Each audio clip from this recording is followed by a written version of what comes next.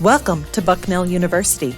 I am really excited to meet you soon and to talk about the 2023 Common Reading, which is Sitting Pretty, The View from My Ordinary Resilient Disabled Body by Rebekah Taussig. This video is intended to help you connect the book to your upcoming experiences at Bucknell. My name is Mary Broussard, and I am the Arts and Humanities Librarian at the Bertrand Library here at Bucknell. I was really excited to have a disability-themed common reading book selected because I experience chronic illness, and I'm really interested in raising awareness about disability, chronic illness, mental illness, and neurodiversity. I've started to call this Disability Plus to try and be as inclusive as possible with various terms people use to describe their identities and experiences. Although it's important to acknowledge that not everyone who has one of these conditions identifies as disabled. Dr. Taussig touches on experiences other than her own in Sitting Pretty, but she's very explicit that she wrote primarily from her perspective as a wheelchair user. Disability Plus experiences are very broad, and it's really challenging to speak about them inclusively. So I have asked for some help from other people on campus who have various experiences with disability broadly defined. In this video, you'll meet the following people. Lakeisha Meyer, the Director of the Office for Accessibility Resources at Bucknell, also known as the OAR. Kaya Bennett and Amy Golightly, who are just two of the professors who studied disability as part of their scholarly research or teach classes on disability. And also members of the Bucknell staff and faculty who experience disability, chronic illness, mental illness, or neurodiversity. Let's start off with some statistics. The CDC estimates that 26% of the adult population in the United States has a disability. We can look at some more specific statistics of the U.S. population to get a better understanding of the breadth of Disability Plus experiences.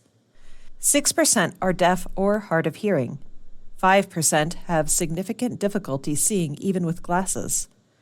11% have mobility issues. 6 to 16% of the population has ADHD as one example of neurodiversity. 6 out of 10 have at least one chronic illness. And more than 50% will experience mental illness sometime in their lifetime. The prevalence of disabilities and chronic illnesses increases with age and among people of marginalized groups. There are many students, staff, and faculty who experience disability at Bucknell as well. Of students registered with the Office of Accessibility Resources, the most common conditions are ADHD, mental health conditions, chronic illness, learning disabilities, and temporary disabilities, such as injuries. It's important to note that there are many other students who may experience these and other conditions who are not registered, either because they don't want to disclose their condition or because their conditions do not require accommodations. Let's jump to the main content of this video, which are interviews of people who study, teach, or experience disability here at Bucknell University. We'll start with the faculty interviews. Can you tell us who you are? I'm Amy Golightly. I have my doctorate in school psychology, and I've taught at Bucknell in the education department it'll be 20 years in June. In addition to special education courses, Dr. Golightly also teaches a course on disabilities. And that focuses on lots of different aspects of disabilities, not just necessarily exceptionalities within school systems, but social constructs of disability and how disability is indeed a socially constructed kind of thing. People with disabilities are often left out of the picture, and that is by design, and it's also just sort of socially perpetuated because of this lack of exposure by non-disabled people to people with disabilities, that there are a lot of stereotypes and misconceptions that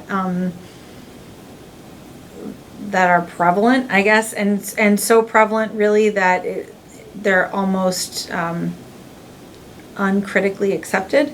And it's important to be able to unpack why that's the case. Can you tell us who you are? I am Kaya Bennett, and I am in the English department, specifically the Film and Media Studies program within the English department. What is an example of a movie or TV show that portrays disability well? The Netflix series Wednesday. The way that I interpreted that show was that all of these unique individuals have their own neurodivergence. So I see the character of Wednesday as being an autistic young woman. In this section, I would like disabled members of the Bucknell community to share some of their stories. I invited students, faculty, and staff to answer 4 questions. All names are aliases to prevent any pressure to disclose their identities. While Dr. Taussig's mobility issues are very apparent to others because of her wheelchair, some of her other health-related issues are less visible. In fact, many disabilities and related conditions are not so apparent to others, and people may assume they are able-bodied and able-minded when they do experience impairments. These conditions are often referred to as invisible disabilities. And while people with invisible disabilities have the privilege of passing as able-bodied and able-minded, it also comes with a lot of stress, as you'll hear in some of these interviews. All views expressed in this section are participants' own views based on their lived experience and research. Do you identify as having a disability, chronic illness, neurodivergence, or mental health condition? Yes, most of the above. Yes, I have a neurological condition called narcolepsy with cataplexy, or narcolepsy type 1. I also live with anxiety, PTSD, and depression. Yes, I do identify as having a disability. I have 2 chronic illnesses, rheumatoid arthritis and depression. I was diagnosed with multiple sclerosis in 2001. I can walk with 2 forearm crutches, but I most often choose to use my mobility scooter to get around simply so that I get to places on time and get there safely. I am hard of hearing. Overall, my ears can hear about 65% of what normal ears can hear. My hearing loss is progressive, so my hearing will continue to deteriorate over time, but I don't know how quickly or to what extent. I have some chronic conditions, and while I don't have a formal diagnosis, I'm pretty sure I'm several types of neurodivergent. Yes, my chronic illness has not yet been diagnosed or labeled since it's a recent problem in the last couple of months. What barriers do you experience in the world? Probably the biggest obstacles I face are really related to uncertainty. So when I go somewhere new and I don't know if there's going to be a ramp or if I'll need to use steps or if there's an elevator. There have been times too when I've disappointed my children because I've arrived at a location and there was simply no way for me to get where we were supposed to be going. The most disabling barrier I experience is the inability to easily access spoken communication. In the right conditions, a small room with a single conversation partner who faces me while speaking in a loud, clear voice, I can access almost all spoken communication. But it's not easy. I speech read during all conversations. Speech reading means quickly and carefully tracking mouth and facial movements to help make sense of auditory cues. Most of the time, my communications don't unfold in optimal conditions. Meeting spaces, classrooms, and social areas are often large and crowded, marred with background noise, dotted with visual barriers to speech reading. What that means is that most of the time, I'm accessing between 25 and 75% of verbal communications. It's mentally and emotionally exhausting to try and contribute effectively to conversations in these conditions, and sometimes it's impossible. The most significant barrier is that both of my challenges are viewed as invisible. Nothing is obvious upon first glance, so I often get, "But you look fine," or "You don't look like you have a disability" comments. Access can be an issue, such as staircases or long walks, depending on the status of my rheumatoid arthritis. My disability isn't visible, so I think it's hard for people to understand what's wrong with me when they see me experiencing symptoms. I often need a place to lay down or nap in public, and there isn't always a safe space to do so. I also experience cataplexy, which is sudden muscle weakness that, for me, is triggered by strong emotions and food. There are some things that normal people do and are able to do that I can't really do because of my disabilities. And so when people expect that from me as well, I'm put in this awkward position of being like, do I just suck it up and go with it? Or do I spend the next 10 minutes explaining that a migraine is more than just a little headache and that I can't just take Tylenol and be fine, and then spend the next 3 days worrying about what they think of me? Many of the participants discussed how expensive disabilities are. While employers often offer health, vision, and basic dental insurance, there are many healthcare needs that are almost never covered by employer-offered insurance. These include mobility aids, hearing aids, functional medicine, and doctors outside of traditional insurance networks. For people who rely on these devices and services to be functional, they must either spend their own money if they are privileged enough to have that option, or go without. Hearing aids are extremely expensive, between $4,000 and $10,000 for a pair that lasts about 5 years. The fact that I'm able to work full time, it's because I can afford my $3,000 scooter, right? I mean, it's a chicken and egg thing, right? But if I couldn't get the scooter to do my job, then I wouldn't have my job, right? So I spend nearly half of my take-home salary on healthcare needs not covered by health insurance. It's very hard on my family to go without that income, but without it, I'm not functional.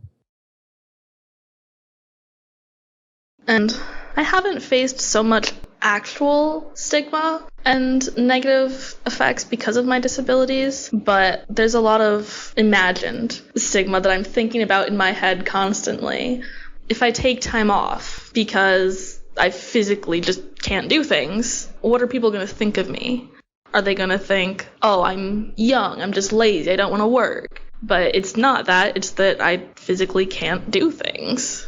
And that's not apparent when you look at me. Lack of understanding, lack of facilities, lack of flexibility, and financial burdens. What do you wish people knew about disability? Not all disabilities are evident. Many are invisible. I think especially with invisible disabilities and like chronic pain things, I can be in like a world of pain, but I've gotten so used to it that I can just mask it and continue on, and you'll never know. So for a long time, I hid my disability at all costs. I pushed my kid's stroller as a walker, really. We had the stroller for a long time because I didn't want people to know, because I was worried about getting tenure and what people would think. Also, specifically because I'm young, there's the general stigma of millennials are lazy and don't want to work. But it's not that I don't want to, it's that I can't. The various environments surrounding those with disabilities create additional mental and emotional distress. My world doesn't need to be as disabling as it currently is. If I could access hearing aids, I would be able to hear colleagues in meetings, students in programs, friends in social situations. What's disabling isn't just my hearing. What's disabling is the system that requires me to pay more than I could afford to access hearing aids. Most people don't understand that with rheumatoid arthritis, the medication taken to manage it comes with the downside of shutting down the immune system. So people with RA don't have an immune system that can fight something simple like the common cold. So in the days of the pandemic and knowing what we know now, I'll probably always wear a mask indoors to ensure just an extra layer of protection. RA and depression can lead to frequent and sometimes severe fatigue. Plans often have to get canceled or changed because I may not have the energy to follow through. It can be very challenging to try and explain that, and it can limit socializing, engaging with family, enjoying fun activities, or even work. I am not my disability. I am a person with narcolepsy, and I am not defined by it. Living with narcolepsy has made me stronger and a better advocate for myself and for others. I wish people thought more often about the fact that life doesn't have to be perfect for it to be happy. And I don't think every day about wanting to walk. I don't think about disability every day. I have the same problems everyone else has. I need to get my work done. I had an argument with a friend. My kids are being cranky. I need to help them with homework. I have all the same problems as everyone else, and disability is actually not number one on my list. Sometimes I think I'm just farther down the path to disability than all of my friends my age. We are all headed to a place where we're going to be older and need more assistance. And it turns out I got there first. But what happened to me could happen to anyone, really. Also, you can be disabled or have a mental illness or a chronic condition and not even know about it, because if you've had it your whole life or for a really long time, you might think, oh, this is normal. My symptoms have always fluctuated a lot. I have good days and I have bad days. When I didn't have a diagnosis, doctors would say that was evidence my symptoms weren't real. But it's very common for chronic illness. It makes it hard to plan, especially travel. The hardest part is thinking about the future because MS is a degenerative disease. I've been stable for more than a decade, and for me, that really makes this an easier thing to deal with. But I do worry about the future and what it will mean for me. Every day is a gift. As a general rule, working class and poor people, people of color, LGBTQ+ people, and women are disproportionately targeted for disability. This isn't because of biology, it's because of oppression. Marginalized people are more likely to be exposed to disabling conditions like pollution and environmental degradation, and disabling experiences like political and personal violence. They're also more likely to be blocked from accessing things that mitigate or protect against disability, like safe housing, healthy food, and responsive healthcare. In a very real way, disability can be created or exacerbated by classism, racism, cissexism, heterosexism, and sexism. What this means to me is that if we want to build a world where disabled people can thrive, we need to be guided by principles of social justice.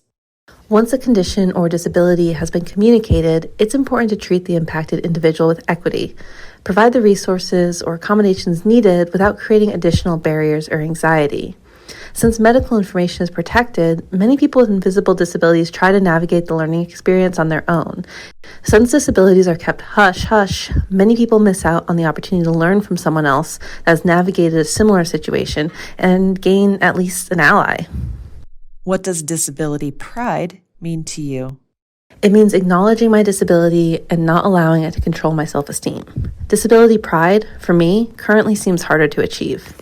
With disability pride, it's less that I'm proud that I have a disability and more that I'm proud I can stand up for myself and advocate for things that will make my life more equitable.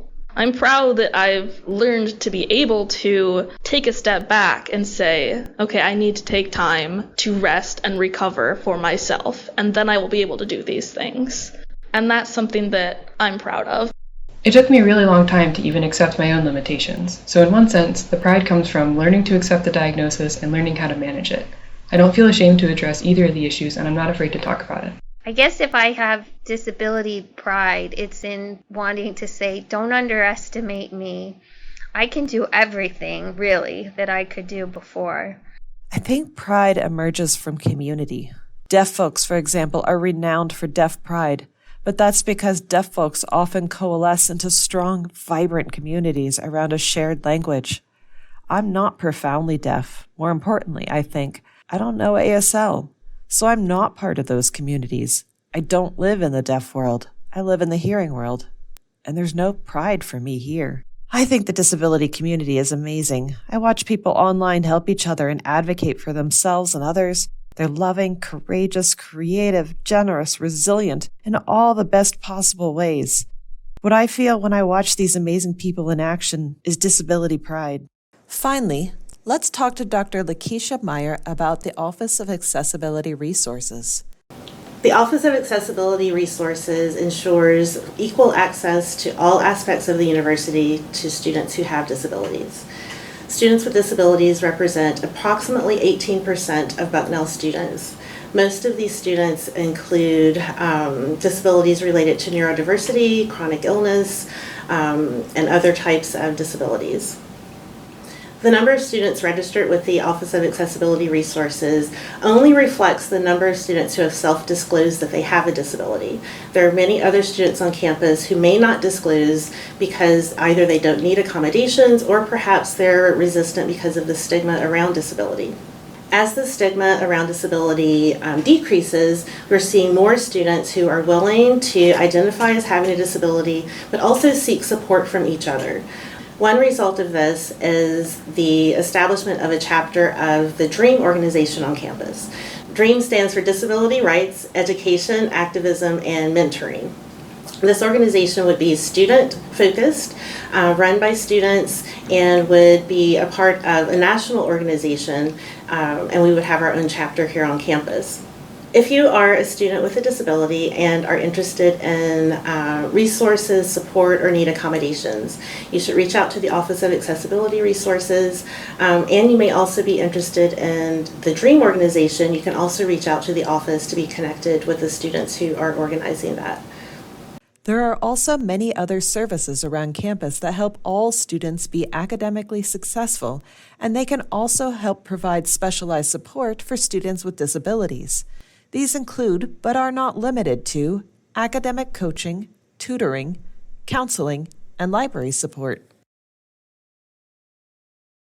Collectively, our voices in this video still only scratch the surface of adequately representing the variety of disability experiences out there. If you are interested in learning more from authors of a variety of identities and experiences, I recommend the following books: What My Bones Know by Stephanie Wu, Brilliant Imperfection by Eli Clare, Care Work by Leah Lakshmi Pipsna Samarasina, Being Human by Judith Human, Demystifying Disability by Emily Ladow and her podcast, The Accessible Stall, Year of the Tiger by Alice Wong, the novel True Biz by Sarah Novick.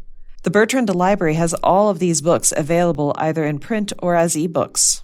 Statistically, the outcomes of disabled people are not great, as Rebekah conveys in Sitting Pretty. Unless we intentionally seek out narratives by disabled writers or stories of disability that are well received in the disability community, we're unlikely to come across good disability narratives because so many disabled voices have been silenced and pushed to the side. She repeatedly illustrates how the stories society makes up for disabled people do very real harm to real people. She writes, I believe we have to start with listening. We allow someone else's experiences, even when those differ from our own, especially when those differ from our own, to matter. Whether or not we realize it, all around us, there are people whose minds and bodies don't fit in our current society. If you live long enough, you're almost certain to experience them yourself. In her epilogue, Dr. Taussig beautifully illustrates how unpredictable all of our bodies are. Control over our minds and bodies is an illusion. We can certainly make healthy choices to take care of those bodies, but there's also a lot of luck involved. We all have bodies and minds that matter and deserve care. Let's be good allies and build a better place so we can all benefit from it.